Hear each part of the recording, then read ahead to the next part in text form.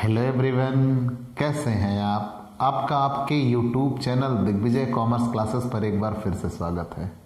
हम आपके लिए अपने इस YouTube channel Digvijay commerce classes पर बिजनेस इकोनॉमिक्स की पूरी एक सीरीज लेके आ रहे हैं। Business economics 11th, 12th, BCom, BA, MCom यह सभी कॉम्पिटिटिव एग्जाम में इसके क्वेश्चन आपको हर जगह मिलेंगे।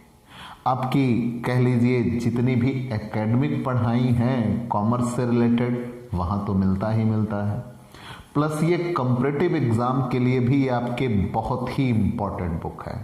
तो प्यारे दोस्तों, उन्हीं बातों को ध्यान में रखते हुए हमने इस YouTube चैनल पर आपके लिए ऑब्जेक्टिव मोड में ये पूरी क्लासेस तैयार की हैं। मतलब आपके लिए यहाँ हम डिस्क्रिप्टिव तो पढ़ाएंगे ही पढ़ाएंगे भाई, बिना डिस्क्रिप्टिव के ऑब्जेक्टिव कैसे बन सकता है। मतलब ये है कि हम आपके लिए पूरे कॉन्सेप्ट को लेके आएंगे और उस कॉन्सेप्ट के साथ साथ उसमें जो ऑब्जेक्टिव क्वेश्चन बन सकते हैं वो आपको लर्न कराए जाएंगे। तो प्यारे दोस्तों, आपके लिए तो ये सोने पे सुहागा वाली बात हो गई कि आप एक प्लेटफॉर्म पे आप डबल तैयारी करते हुए पाएंगे।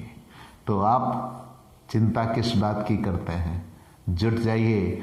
आप बीकॉम के या एमकॉम के स्टूडेंट हैं तो आप किसी भी सब्जेक्ट की तैयारी करना चाहते हैं तो वो सारे सब्जेक्ट का पूरा कंप्लीट पैकेज यहाँ आपको दिग्विजय कॉमर्स क्लासेस पर मिलता है। आप हमसे जुड़ सकते हैं। तो अगर नए जुड़े हैं तो सबसे पहले हमारे इस YouTube channel Digvijay commerce classes को सब्सक्राइब करिए, शेयर करिए, बेल आइकन दबाइए। यही हमारे आपके संबंधों का आधार होगा। इस YouTube चैनल के जरिए हमने ऑनलाइन कोचिंग में एक सफलतम इतिहास या क्रांति की ओर कदम बढ़ाया है। आपको किसी भी online platform per day by day एक तरफ से क्लासेस आपको नहीं मिलेंगी। हम आपके लिए हर एक कॉमर्स के बीकॉम और एमकॉम के सब्जेक्ट की स्पेशल क्लासेस लेके आ रहे हैं और आपकी एग्जाम प्रिपरेशन को ध्यान में रखते हुए। तो जुट जाइए दोस्तों, अपनी सफलता सुनिश्चित करना अब आपके हाथ। हमने तो मकसद ही बनाया है कि हम ऑब्जेक्टिव एग्जाम हो रहा है तो 100 आउट ऑफ 100 लेके चलेंगे। तो अब की बारी 100 की तैयारी। चलिए शुरू करते हैं। आज का हमारा टॉपिक है मैक्रो इकोनॉमिक्स, समष्टिगत अर्थशास्त्र। हमारी पिछली क्लास में आपने ये जाना कि व्यावसायिक अर्थशास्त्र का अध्ययन दो अर्थों में किया जाता है। जब व्यावसायिक अर्थशास्त्र का अध्ययन दो अर्थों में किया जाता है, उसी बात के मद्देनजर उसको दो टुकड़ों में बांट दिया गया। व्यावसायिक अर्थशास्त्र का अध्ययन विशिष्ट अथवा सूक्ष्म जिसे कहते हैं या व्यापक विश्लेषण के दो अर्थों में किया जाता है। और उसी बात के मद्देनजर रेगनर फ्रीस ने व्यावसायिक अर्थशास्त्र के दो भागों में अध्ययन को दो नाम दिया, माइक्रो इकोनॉमिक्स, मैक्रो इकोनॉमिक्स। तो पिछली क्लास में हम आपको माइक्रो इकोनॉमिक्स विस्तृत तरीके से पढ़ा चुके हैं। आज मैक्रो इकोनॉमिक्स, समष्टिगत अर्थशास्त्र। मैक्रो इकोनॉमिक्स है क्या? तो मैक्रो ग्रीक भाषा के, ये जो वर्ड है मैक्रो, ग्रीक भाषा के मैक्रो शब्द से बना हुआ है, जिसका शाब्दिक अर्थ होता है बड़ा या लार्ज। ठीक है, वहां आप पढ़े थे माइक्रो शब्द से बना हुआ है, ग्रीक भाषा का ही वो वर्ड था माइक्रो, जिसका शाब्दिक अर्थ था स्मॉल, और ये मैक्रो शब्द से बना हुआ है जिसका शाब्दिक अर्थ होता है लार्ज, बड़ा। ठीक है, पूरी बात आपने क्या जाना? व्यावसायिक अर्थशास्त्र का अध्ययन दो अर्थों में किया जाता है, एक तो व्यष्टिगत और दूसरा व्यापक। जब व्यष्टिगत और व्यापक दो अर्थों में किया जाता है तो इन्हीं बात को ध्यान में रखते हुए रेगनर फ्रीस ने व्यावसायिक अर्थशास्त्र के अध्ययन को दो भागों में बांटा और उनके नाम दिए माइक्रो इकोनॉमिक्स और मैक्रो इकोनॉमिक्स। माइक्रो इकोनॉमिक्स हम पीछे पढ़ चुके हैं, आज मैक्रो इकोनॉमिक्स। मैक्रो इकोनॉमिक्स समष्टिगत अर्थशास्त्र, समष्टिगत अर्थशास्त्र या मैक्रो इकोनॉमिक्स। मैक्रो शब्द कहां से आया? तो मैक्रो शब्द ग्रीक भाषा के अक्षर मैक्रोस से आया है, जिसका शाब्दिक अर्थ होता है लार्ज या बड़ा। भाई हमने कहा है प्रमुखता हमें ऑब्जेक्टिव क्वेश्चन को रखने ही है, हमें कंपटीशन में एग्जाम देना है। और डॉक्टर राम मनोहर लोहिया में तो आपकी पूरी पढ़ाई ही कॉम्पिटिटिव बेस पे कर दी गई है, पूरा एग्जाम ऑब्जेक्टिव मोड पे। तो जुड़ जाइए। तो मैक्रो ग्रीक भाषा के अक्षर मैक्रोस से बना है, जिसका शाब्दिक अर्थ होता है बड़ा, अर्थात मैक्रो बड़े समूह से संबंधित है। अतः समष्टिगत अर्थशास्त्र में संपूर्ण अर्थव्यवस्था संबंधित समूहों जैसे राष्ट्रीय आय, ध्यान देना वहां क्या था माइक्रो इकोनॉमिक्स में, हम केवल परिवार, उद्योग, फर्म, व्यक्तिगत श्रमिक आदि का अध्ययन करते थे। मतलब अर्थव्यवस्था की छोटी छोटी इकाइयों का अध्ययन किया जाता था, लेकिन यहाँ संपूर्ण अर्थव्यवस्था का अध्ययन किया जाएगा। तो जब यहाँ संपूर्ण अर्थव्यवस्था का अध्ययन किया जाएगा तो इसीलिए इसको क्या कहा गया है? लार्ज, बड़ा, मैक्रोस। इसमें राष्ट्रीय आय, राष्ट्रीय बचत, राष्ट्रीय विनियोग, कुल रोजगार, कुल उत्पादन, सामान्य कीमत स्तर आदि का अध्ययन किया जाता है। तो यहां से कई ऑब्जेक्टिव क्वेश्चन बनते हैं। तो फिर से जान लीजिए, मैक्रो इकोनॉमिक्स ग्रीक भाषा के अक्षर मैक्रोस से आया है। मैक्रो, मैक्रो का शाब्दिक अर्थ होता है बड़ा, लार्ज। चलिए मान लिया। अतः समष्टिगत अर्थशास्त्र में अर्थव्यवस्था की संपूर्ण इकाई या संबंधित समूहों, संपूर्ण अर्थव्यवस्था से संबंधित समूहों जैसे राष्ट्रीय आय, राष्ट्रीय बचत, राष्ट्रीय विनियोग और कुल उत्पादन या सामान्य कीमत स्तर आदि का अध्ययन किया जाता है। तो कुछ परिभाषाएं भी इसकी जान लेते हैं। प्रोफेसर बोल्डिंग की परिभाषा है। प्रोफेसर बोल्डिंग ने अपनी किताब दी है ना, इकोनॉमिक एनालिसिस, आर्थिक विश्लेषण। तो प्रोफेसर बोल्डिंग ने कहा समष्टिगत अर्थशास्त्र अर्थशास्त्र का वह भाग है जो प्रणाली के महासमूहों एवं औसतों का अध्ययन करता है। प्रोफेसर बोल्डिंग ने कहा कि समष्टिगत अर्थशास्त्र अर्थशास्त्र का वह भाग है जो प्रणाली के महासमूहों या औसतों का अध्ययन करता है। चलिए मान लिया। इसी प्रकार गार्डनर एक्ले ने, भाई ये चर्चित नाम है, हर जगह आपको मिल जाएंगे। गार्डनर एक्ले के शब्दों में व्यापक या समष्टिगत अर्थशास्त्र आर्थिक घटनाओं पर व्यापक रूप में विचार करता है। समष्टिगत अर्थशास्त्र आर्थिक घटनाओं पर व्यापक रूप में विचार करता है। इसका संबंध आर्थिक जीवन के सभी पहलुओं से होता है और यह आर्थिक अनुभव के हाथी के कुल आकार तथा शक्ल तथा क्रियाओं का अध्ययन करता है, न कि केवल उन पेड़ों का जो उस वन का निर्माण करते हैं।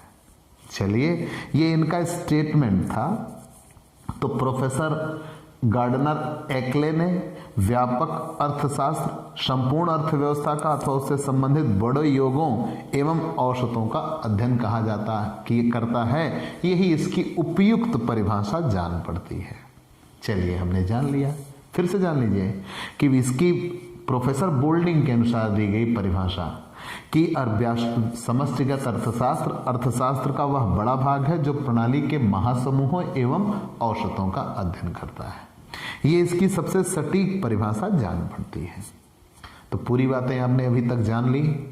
मैक्रो इकोनॉमिक्स, मैक्रोस ग्रीक भाषा का अक्षर है मैक्रोस से मैक्रो शब्द आया है। मैक्रोस का शाब्दिक अर्थ होता है लार्ज या बड़ा। ये पूरी अर्थव्यवस्था के संपूर्ण भाग जैसे राष्ट्रीय आय, राष्ट्रीय बचत, राष्ट्रीय विनियोग और कुल रोजगार, कुल उत्पादन तथा सामान्य कीमत स्तर आदि का अध्ययन करता है। और फिर आपने डेफिनेशन ध्यान दी। डेफिनेशन में आपने किसकी डेफिनेशन को बेहतर माना? प्रोफेसर बोल्डिंग की डेफिनेशन को बेहतर माना। प्रोफेसर बोल्डिंग ने समष्टिगत अर्थशास्त्र अर्थशास्त्र का वह भाग है जो प्रणाली के महासमूहों एवं औसतों का अध्ययन करता है। फिर हम आगे बढ़ गए, समष्टिगत अर्थशास्त्र की विशेषता। क्या इसकी विशेषताएं हैं? पहला, ये परिवर्तनशील समष्टिगत इकाइयां। ध्यान देना, माइक्रो इकोनॉमिक्स में सबको स्थिर मान लिया गया था, राष्ट्रीय आय, राष्ट्रीय बचत, राष्ट्रीय विनियोग सबको स्थिर मान लिया गया था, लेकिन यहां सबको एक परिवर्तनशील इकाई माना गया है। समष्टिगत अर्थशास्त्र में समष्टि इकाइयों जैसे राष्ट्रीय आय, राष्ट्रीय बचत, राष्ट्रीय विनियोग, कुल उत्पादन, कुल रोजगार, सामान्य कीमत स्तर आदि को परिवर्तनशील माना जाता है। ये माना गया है कि ये क्षण प्रतिक्षण बदलते रहते हैं। चलिए मान लिया। दूसरा, ये पूरी अर्थव्यवस्था से संबंधित होता है, ना कि उसके सिर्फ और सिर्फ एक छोटे हिस्से से। ये पूरी अर्थव्यवस्था से संबंधित होता है। तो समष्टिगत अर्थशास्त्र में संपूर्ण अर्थव्यवस्था से संबंधित नीतियों का अध्ययन किया जाता है। अर्थात इसके साथ साथ इन समष्टिगत नीतियों का प्रभाव किसी एक व्यक्तिगत इकाई पर नहीं देखा जाता, बल्कि संपूर्ण अर्थव्यवस्था पर पड़ने वाले प्रभाव का अध्ययन किया जाता है। तीसरा, समष्टिगत मात्राएं। समष्टिगत अर्थशास्त्र में समष्टिगत मात्राएं व्यष्टिगत मात्राओं का योग नहीं है। इस प्रकार समष्टिगत मात्रा में व्यक्तिगत इकाइयों की कुल संख्या का भाग देने पर व्यष्टिगत मात्रा प्राप्त नहीं की जा सकती, क्योंकि दोनों प्रकार की मात्राओं का निर्धारण अलग अलग तरीकों से किया जाता है। हम सभी व्यष्टिगत को जोड़ दें तो समष्टिगत मिल जाएगा, ऐसा बिल्कुल नहीं होगा, क्योंकि दोनों के निकालने जाने का आधार अलग अलग है। इसलिए समष्टिगत संपूर्ण व्यष्टिगत का जोड़ नहीं होता। पूरे माइक्रो को जोड़ दिया जाए तो मैक्रो बन जाएगा, ऐसा बिल्कुल नहीं है। और परस्पर निर्भरता कैसे? अगर आपके पास आय होगी तब आपके पास विनियोग होगा, तभी आपके पास बचत भी होगी। मतलब ये कहने का तात्पर्य है एक दूसरे से निर्भर होते हैं। भाई आपके पास पहले तो आय आएगी, आय आएगी तो आप बचत करोगे, कुल उपभोग करोगे, उपभोग करने के बाद आप बचत करोगे, बचत करने के बाद आप उसका विनियोग करोगे। तो ये सारी बातें एक दूसरे से क्या हैं? निर्भर हैं। तो व्यष्टिगत साम्य स्तर के परिवर्तन का प्रभाव अन्य इकाइयों पर नहीं पड़ता, जबकि समष्टिगत मात्राएं परस्पर इतनी संबद्ध होती हैं कि परिवर्तन करने पर अन्य मात्राओं के साम्य में भी परिवर्तन पड़ने लगता है। जैसे अगर आपकी आय बढ़ी तो आपकी बचत बढ़ेगी, और अगर आपकी बचत बढ़ेगी तो आपका विनियोग बढ़ेगा। तो ये चीजें एक दूसरे से निर्भर होती हैं। तो यही बात यहां पर कहा गया है, परस्पर निर्भरता। चलिए मान लिया। तो आपने व्यष्टिगत अर्थशास्त्र के साथ समष्टिगत अर्थशास्त्र की क्या क्या विशेषता जानी। मैक्रो इकोनॉमिक्स में आपको क्या क्या मिला? तो मैक्रो इकोनॉमिक्स में परिवर्तनशील इकाइयां, इसमें कुल रोजगार, कुल आय, या यूं कह लीजिए राष्ट्रीय आय, कुल उत्पादन, कुल रोजगार आदि को इस परिवर्तनशील माना है। चलिए मान लिया। संपूर्ण अर्थव्यवस्था से ये संबंधित होते हैं, ना कि केवल एक विशेष भाग से। इसमें समष्टिगत मात्राएं जो होती हैं वो व्यष्टिगत मात्राओं का जोड़ नहीं होती। और अंतिम, परस्पर निर्भरता होती है। परस्पर निर्भरता कैसे होती है? क्योंकि ये पूरी अर्थव्यवस्था को प्रभावित करता है, तो इसमें कोई एक भाग पूरी अर्थव्यवस्था को प्रभावित कर पाने की स्थिति में होता है। एक का परस्पर संबंध दूसरे से बना रहता है, एक की वजह से दूसरा और दूसरे की वजह से तीसरा प्रभावित होते रहता है। चलिए मान लिया, हमने तर्क भी दिया कि अगर आय बढ़ेगी, बचत बढ़ेगी, बचत बढ़ेगी, विनियोग बढ़ेगी, विनियोग बढ़ेगा, पूंजी निर्माण होगा, तो ये सारी चीज़ें, प्रति व्यक्ति आय बढ़ेगी, रोजगार का स्तर बढ़ेगा, वो सारी चीज़ें फिर एक दूसरे से जुड़ती हुई चली जाती हैं। अब हम आते हैं समष्टिगत अर्थशास्त्र की विशेष सामग्री कि क्या क्या आता है समष्टिगत अर्थशास्त्र में। सबसे पहले, व्यापक अर्थशास्त्र का क्षेत्र अत्यंत व्यापक है। भाई हम किसी एक हिस्से की बात ना करके संपूर्ण अर्थव्यवस्था की बात कर रहे हैं, तो हुआ ना, समष्टिगत अर्थशास्त्र का क्षेत्र व्यापक है। इसके अंतर्गत अर्थव्यवस्था के बड़े समूहों व औसतों का अध्ययन किया जाता है। इसमें किसी भी अर्थव्यवस्था के कुल उत्पादन, राष्ट्रीय आय तथा रोजगार की स्थिति, सामान्य मूल्य स्तर, मौद्रिक तथा बैंकिंग सेवाएं, अंतरराष्ट्रीय व्यवहार, विदेशी विनिमय, राजस्व तथा आर्थिक विकास सिद्धांतों का अध्ययन किया जाता है। ठीक है, यहां फिर से बात ध्यान दे लीजिएगा, मैक्रो इकोनॉमिक्स में किन किन चीजों का अध्ययन किया जाता है, और यहां से ऑब्जेक्टिव क्वेश्चन जरूर बनेंगे। समष्टिगत अर्थशास्त्र पूरी अर्थव्यवस्था से संबंधित होता है। समष्टिगत अर्थशास्त्र की विषय सामग्री, समष्टिगत अर्थशास्त्र का क्षेत्र अत्यंत व्यापक है। इसके अंतर्गत अर्थव्यवस्था के बड़े समूहों, योगों व औसतों का अध्ययन किया जाता है, क्योंकि इसके अंतर्गत कुल उत्पादन, राष्ट्रीय आय, रोजगार की स्थिति, सामान्य मूल्य स्तर, मौद्रिक तथा बैंकिंग समस्याएं, अंतरराष्ट्रीय व्यवहार, विदेशी विनिमय, राजस्व तथा आर्थिक विकास सिद्धांतों का अध्ययन किया जाता है। ठीक है, जब इतनी बड़ी बातें इसमें शामिल हैं, मतलब ये अर्थव्यवस्था के किसी एक विशेष छोटे से भाग से संबंधित ना होके बल्कि संपूर्ण अर्थव्यवस्था से संबंधित होता है। चलिए मान लिया, लेकिन हम सामान्यतः इसे सुविधा की दृष्टि से 4 प्रमुख भागों में बांट रहे हैं। कौन कौन सा? पहला, इसकी विषय सामग्री पे हम आ रहे हैं। ठीक, विषय सामग्री, समष्टिगत अर्थशास्त्र की विषय सामग्री। ठीक, विषय सामग्री, समष्टिगत अर्थशास्त्र की विषय सामग्री। तो समष्टिगत अर्थशास्त्र में क्या क्या आता है, मतलब सब्जेक्ट रिलेटिव। पहला तो आय, उत्पादन तथा रोजगार का सिद्धांत। आय, उत्पादन तथा रोजगार का सिद्धांत। आय, उत्पादन तथा रोजगार का सिद्धांत पहला। दूसरा, एक अब आय, उत्पादन तथा रोजगार के सिद्धांत में क्या क्या था, चलिए एक एक हम डिक्लेयर करते चलते हैं। तो हमने ये कहा कि समष्टिगत अर्थशास्त्र की विषय सामग्री को हम कितने भागों में पढ़ने चल रहे हैं? 4। तो पहला है आय, उत्पादन तथा रोजगार का सिद्धांत।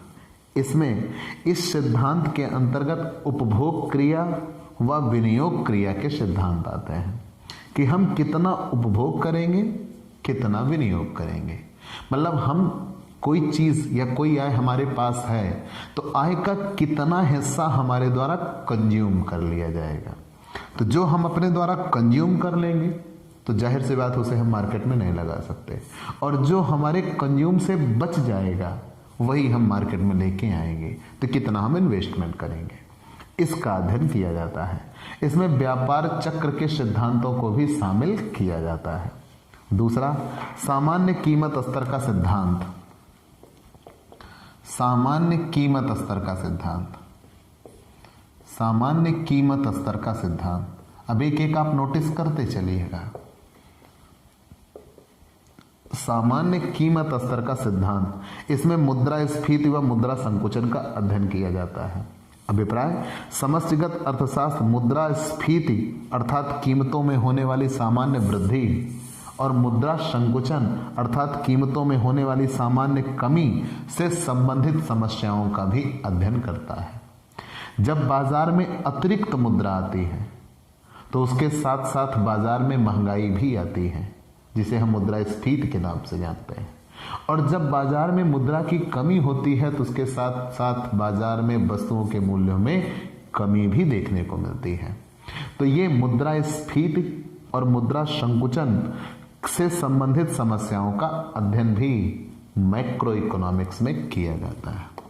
चलिए मान लिया। तीसरा, आर्थिक विकास का सिद्धांत। आर्थिक विकास का सिद्धांत, इसमें आर्थिक विकास के सिद्धांत को भी शामिल किया जाता है। आर्थिक विकास का सिद्धांत, हम विषय सामग्री पे हैं कि मैक्रो इकोनॉमिक्स में क्या क्या आएगा। आर्थिक विकास के सिद्धांत में सरकार का राजस्व, मौद्रिक नीतियां आदि का अध्ययन किया जाता है कि सरकार को राजस्व कहाँ से मिलता है, मॉनेटरी पॉलिसी सरकार बनाती है तो किन क्षेत्रों से कितना, किसके लिए मॉनेटरी पॉलिसी बनाई जा रही है आदि का यहाँ पे अध्ययन किया जाता है। समष्टिगत अर्थशास्त्र में अधिक विकास या आर्थिक विकास समष्टिगत अर्थशास्त्र में आर्थिक विकास अर्थात प्रति व्यक्ति वास्तविक आय में होने वाली वृद्धि से संबंधित समस्याओं का अध्ययन किया जाता है। तो यहाँ ये ध्यान में रखा जाता है कि प्रति व्यक्ति वार्षिक आय कैसे बढ़ाई जाए, और अगर प्रति व्यक्ति आय में वृद्धि हम बना लेंगे तो अर्थव्यवस्था अपने आप बदल जाएगी, अर्थव्यवस्था में अपने आप विकास देखने को मिल जाएगा। तो इसमें आर्थिक विकास का सिद्धांत भी आता है। और अंतिम है वितरण का समष्टिगत सिद्धांत। वितरण का समष्टिगत सिद्धांत, वितरण का समष्टिगत सिद्धांत, वितरण का समष्टिगत सिद्धांत। वितरण का समष्टिगत सिद्धांत समष्टिगत अर्थशास्त्र के अंतर्गत अर्थव्यवस्था के वितरण में समष्टिगत सिद्धांत का भी अध्ययन किया जाता है। इस सिद्धांत से ज्ञात होता है कि राष्ट्रीय आय में उत्पादन के विभिन्न साधनों का हिस्सा किस प्रकार निर्धारित किया जाता है। जैसे भारत की राष्ट्रीय आय का सबसे बड़ा हिस्सा किससे मिलता है? कृषि से। भारत एक कृषि प्रधान देश है, लगभग देश की 70% जनसंख्या कृषि पर निर्भर है। तो वही चीजें यहाँ कही जाती है कि इस सिद्धांत में ये ज्ञात होता है कि राष्ट्रीय आय में उत्पादन के विभिन्न साधनों का हिस्सा किस प्रकार निर्धारित किया गया होता है, अर्थात समूहों से कितना भाग प्राप्त होता है, क्या उद्यमियों तथा भूमिपतियों को कितना भाग प्राप्त होता है। इसका संबंध आय के असमान वितरण से भी होता है। चलिए मान लिया ये सब तो थे विषय व्यष्टिगत समष्टिगत अर्थशास्त्र के विषय सामग्री। अब हम समष्टिगत अर्थशास्त्र के विश्लेषण के प्रकार पे आते हैं। मतलब हम समष्टिगत अर्थशास्त्र के विश्लेषण के प्रकार, समष्टिगत अर्थशास्त्र मैक्रो इकोनॉमिक्स, समष्टिगत अर्थशास्त्र जहां व्यष्टिगत मिले मतलब छोटा और जहां समष्टिगत मिले मतलब बड़ा। तो समष्टिगत अर्थशास्त्र के विश्लेषण के प्रकार, समष्टिगत अर्थशास्त्र के विश्लेषण के प्रकार। तो समष्टिगत अर्थशास्त्र के विश्लेषण के प्रकार, ठीक है, समष्टिगत अर्थशास्त्र के विश्लेषण के प्रकार। समष्टिगत अर्थशास्त्र के विश्लेषण के प्रकार में पहला व्यापक अथवा समष्टि स्थैतिक, इसे व्यापक अथवा समष्टि स्थैतिक कहते हैं। अब चूंकि मैंने कहा ना कि हमें फोकस करना है ऑब्जेक्टिव पे, तो यह एक फॉर्मूला बनता है y बराबर सी प्लस आई, y बराबर C plus I, y for yield, C for consume, I for investment.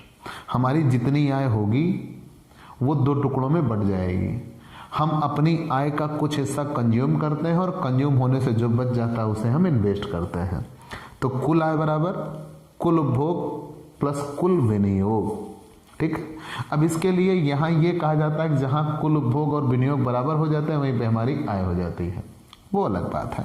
तो यहाँ व्यापक अथवा समष्टि स्थैतिक, ये सूत्र याद रखिएगा y बराबर सी प्लस आई, कि y व्यापक अथवा समष्टि स्थैतिक। मैं भी और डिटेल आपको इसको बताता हूँ।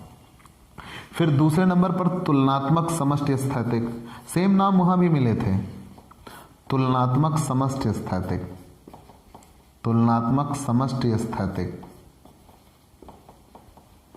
और तीसरे नंबर पर आता है समष्टि प्रावैगिक, समष्टि प्रावैगिक। ठीक है, सब चीजें वहां भी थी, बस यहां पे थोड़ा सा एक्सप्लेन बदल जाएगा। चलिए हम आते हैं। तो कितने समष्टिगत अर्थशास्त्र के विश्लेषण के प्रकार कितने आपको मिल जाएंगे? 3। क्या क्या? तो मैंने पहले बताया व्यापक अथवा समष्टि स्थैतिक। तो व्यापक अथवा समष्टि स्थैतिक y बराबर सी प्लस आई, यील्ड बराबर कंज्यूम प्लस इन्वेस्टमेंट, कुल आय बराबर कुल उपभोग प्लस कुल विनियोग मान लिया।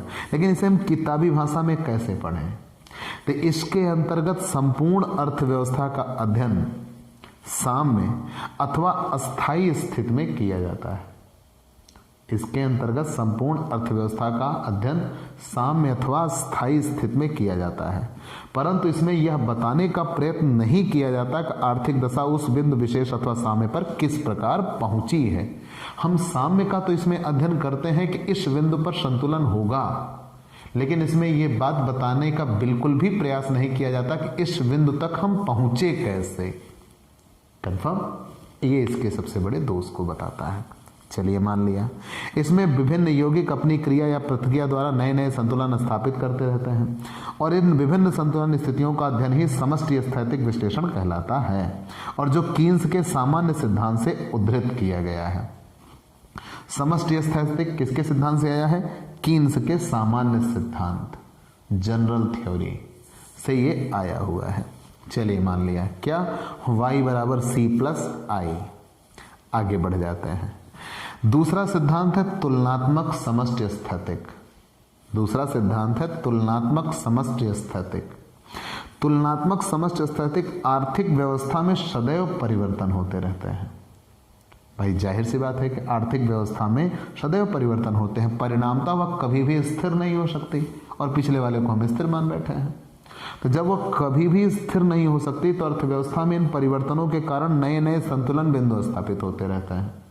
तो जब पहले कोई संतुलन बिंदु दूसरा था, अब संतुलन बिंदु दूसरा है, तो हम दोनों में तुलना भी कर सकते हैं। तो जब हम दोनों में तुलना करते हैं तो उसे तुलनात्मक समष्टि स्थैतिक कहते हैं। इस अध्ययन प्रणाली में हम संतुलन की दो अलग अलग स्थितियों में एक दूसरे से तुलना करते हैं और कीन्स ने इस अध्ययन को बदलता रहने वाला साम्य कहा है और कीन्स ने अपनी पुस्तक जनरल थ्योरी में इसको बताया है।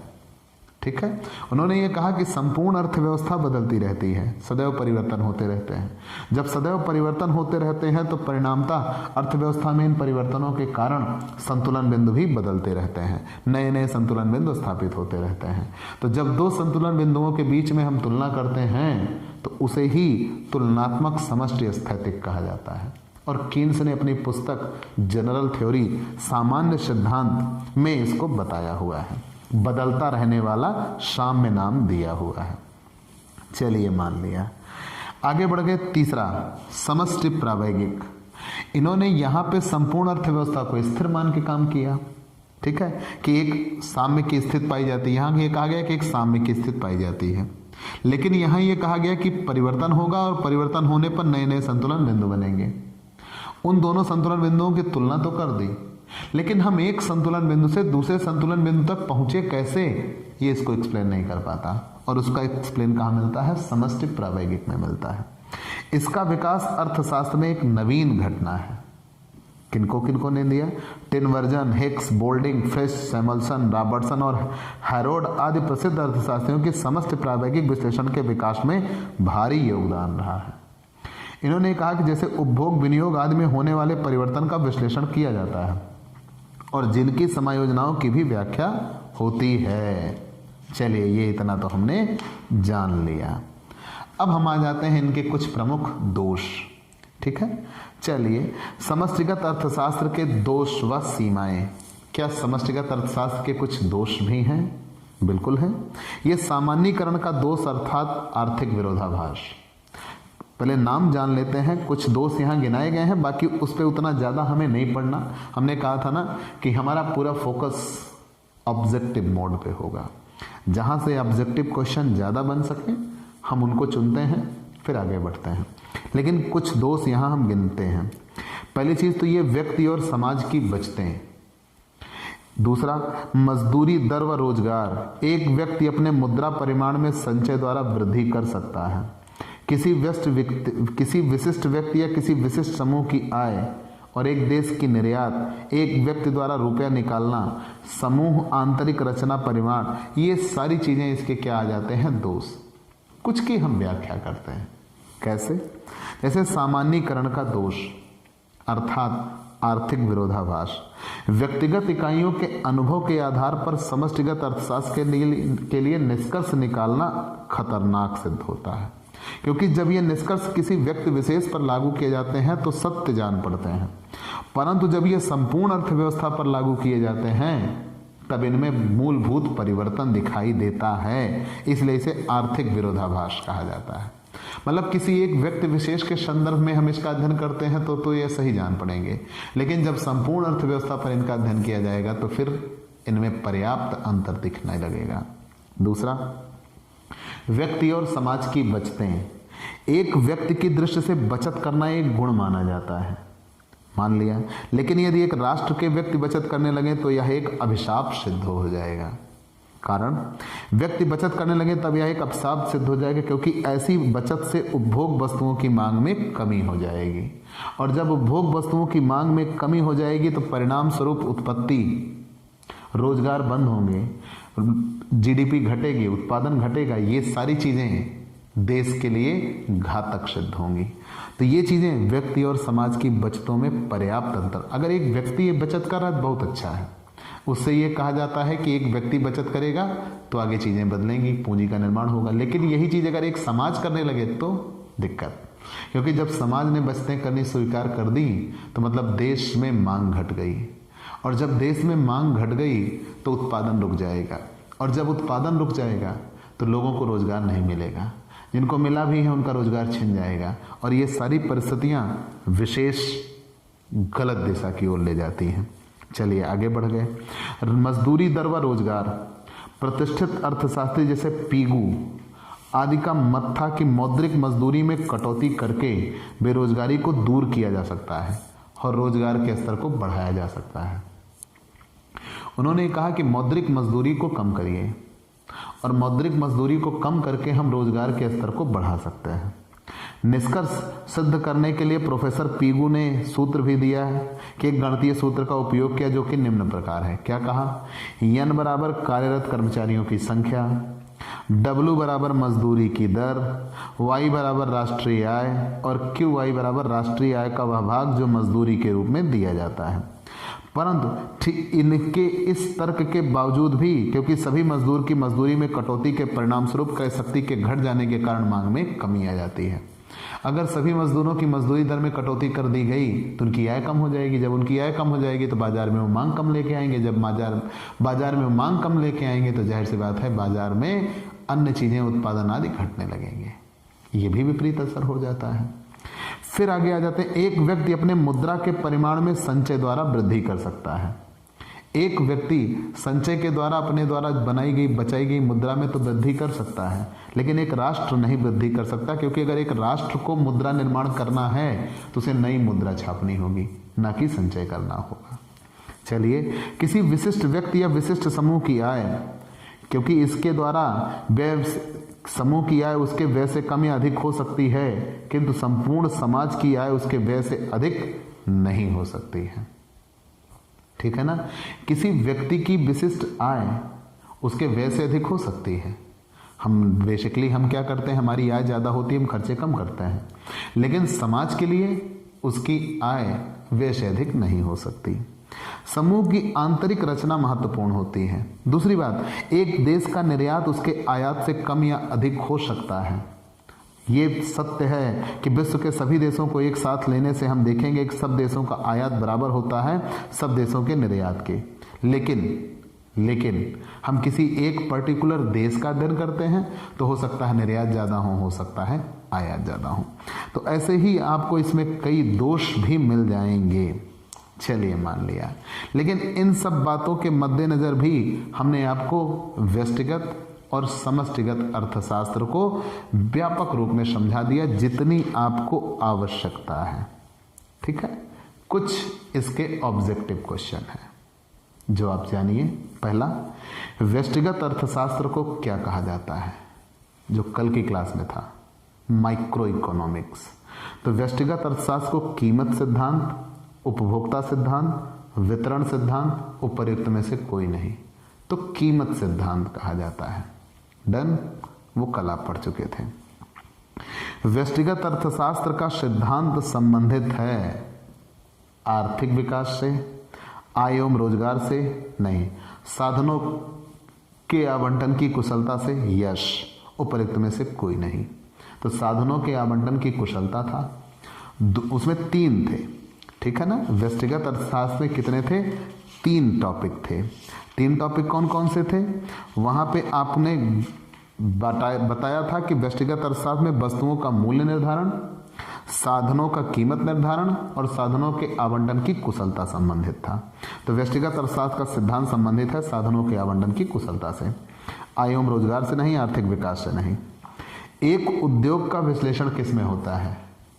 उद्योग का विश्लेषण व्यष्टिगत अर्थशास्त्र में होता है। समष्टिगत अर्थशास्त्र में तो संपूर्ण अर्थव्यवस्था का अध्ययन होता है। चलिए मान लिया। तो ये 3 क्वेश्चन क्लियर। व्यष्टिगत अर्थशास्त्र को क्या कहा जाता है? कीमत सिद्धांत। व्यष्टिगत अर्थशास्त्र का सिद्धांत किससे संबंधित था? साधनों के आवंटन की कुशलता। और एक उद्योग का विश्लेषण होता है किसमें? व्यष्टिगत अर्थशास्त्र में। समष्टिगत अर्थशास्त्र अध्ययन करता है किसका? अर्थव्यवस्था में रोजगार का स्तर। जबकि समष्टिगत अर्थशास्त्र में व्यष्टिगत अर्थशास्त्र में क्या माना जाता था? सबको स्थिर मान लिया जाता था, पूर्ण रोजगार माना जाता था और पूर्ण प्रतियोगिता मानी जाती थी। लेकिन समष्टिगत अर्थशास्त्र में अध्ययन किया जाता है किसका? अर्थव्यवस्था में रोजगार के स्तर का। सामान्य कीमत स्तर का अध्ययन किसमें किया जाता है? सामान्य कीमत स्तर का कीमत निर्धारण किसमें किया जाता है? व्यष्टिगत अर्थशास्त्र में। लेकिन सामान्य कीमत स्तर का अध्ययन किया जाता है समष्टिगत अर्थशास्त्र में। ठीक है, आगे बढ़ गए। समष्टिगत अर्थशास्त्र देन है। अब ये एक बात याद करने वाली है, क्वीने। इसके प्रमुख व्यक्ति कौन है? क्वीने है। समष्टिगत अर्थशास्त्र किसकी देन मानी जाती है? क्वीने की। तो समष्टिगत अर्थशास्त्र का संबंध किससे होता है? राष्ट्रीय उत्पादन से, यश। सामान्य कीमत स्तर से, यश। आय वृद्धि से, बिल्कुल। तो उपरोक्त सभी। समष्टिगत अर्थशास्त्र में संपूर्ण अर्थव्यवस्था का अध्ययन किया जाता है। कुल उत्पादन, कुल उपभोग, राष्ट्रीय आय, राष्ट्रीय विनियोग, राष्ट्रीय बचत आदि का अध्ययन किया जाता है। निम्नलिखित में से कौन सी समष्टिगत अर्थशास्त्र की मान्यता है? सबसे बड़ी बात बेटा, समष्टिगत अर्थशास्त्र अल्पकाल से संबंधित है। समष्टिगत अर्थशास्त्र किससे संबंधित है? अल्पकाल से संबंधित है। ये आप जरूर से जरूर याद कर लीजिएगा। तो ये वो विशेष बातें थी जिनसे ऑब्जेक्टिव क्वेश्चन पुट अप होंगे। हमने उनकी क्लास आपके लिए तैयार की। तो आप हमसे पेड क्लास भी ले सकते हैं। पेड क्लास पाने के लिए आप हमारे व्हाट्सएप नंबर पर व्हाट्सएप करिए, मैसेज करिए, आपको पेड क्लास की पूरी जानकारी दे दी जाएगी, जिसमें बहुत थोड़े से शुल्क का भुगतान करके हमसे एक रेगुलर क्लास पाते हैं। पीडीएफ मिलेगा, डाउट सेशन रखा जाएगा, क्वेश्चन पेपर सॉल्व कराए जाएंगे। तो ये सब कुछ पाने के लिए आप हमसे पेड क्लास ले सकते हैं।